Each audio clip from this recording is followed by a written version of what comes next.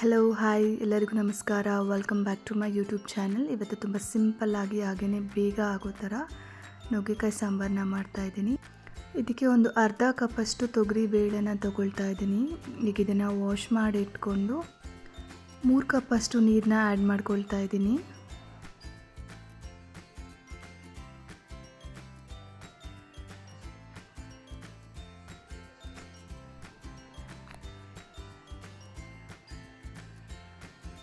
ಈಗ ಇದಕ್ಕೆ ಒಂದು ಸ್ವಲ್ಪ ಬೆಳ್ಳುಳ್ಳಿ ಹಾಗೆ ಒಂದು 1/4 ಸ್ಪೂನಷ್ಟು ಅರಿಶಿನ ಹಾಕ್ಕೊಂಡು ಸಾಲ್ಟ್ ಹಾಕ್ಕೊಳ್ದಿರೇ ಒಂದು ವಿಷಲ್ನ ತಗೊಳ್ಳಬೇಕು.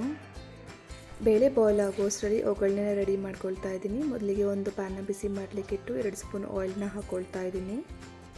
ಈಗ ಆಯಿಲ್ ಬಿಸಿ ಆದಮೇಲೆ ಅರ್ಧ ಸ್ಪೂನ್ ಸಾಸಿವೆನ ಹಾಕ್ಕೊಳ್ತಾ ಇದ್ದೀನಿ ಮತ್ತು 1 ಸ್ಪೂನ್ ಜೀರಿಗೆನ ಹಾಕ್ಕೊಂಡು ಒಂದು 10 ಸೆಕೆಂಡ್ಸ್ ರೋಸ್ಟ್ ಮಾಡ್ಕೋಬೇಕು ಆಯಿಲಲ್ಲಿನೇ.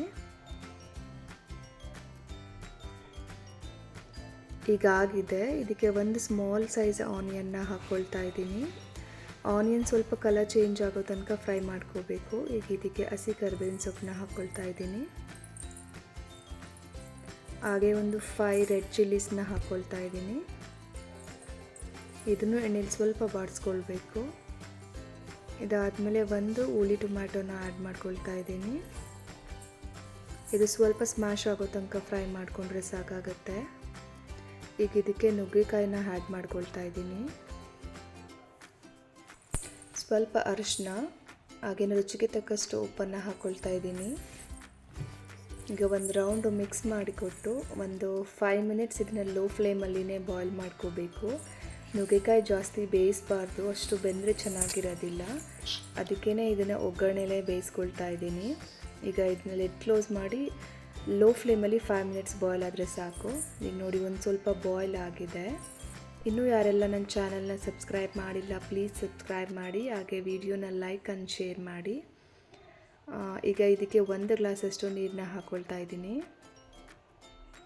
ನೀರಿನ ಕನ್ಸಿಸ್ಟೆನ್ಸಿ ನೋಡ್ಕೊಂಡು ಆ್ಯಡ್ ಮಾಡ್ಕೊಳ್ಳಿ, ಯಾಕಂದರೆ ಬೇಳೆಲಿರೋ ವಾಟರ್ನೂ ಆ್ಯಡ್ ಮಾಡ್ಕೊಳ್ಬೇಕಾಗತ್ತೆ. ಈಗ ಇದಕ್ಕೆ ಬೇಯಿಸ್ಕೊಂಡಿರೋ ಅಂಥ ತೊಗರಿ ಬೇಳೆನ ಹಾಕ್ಕೊಳ್ತಾ ಇದ್ದೀನಿ. ಬೇಳೆನ ಚೆನ್ನಾಗಿ ಸ್ಮ್ಯಾಶ್ ಮಾಡಿ ಆ್ಯಡ್ ಮಾಡ್ಕೊಳ್ಬೇಕು.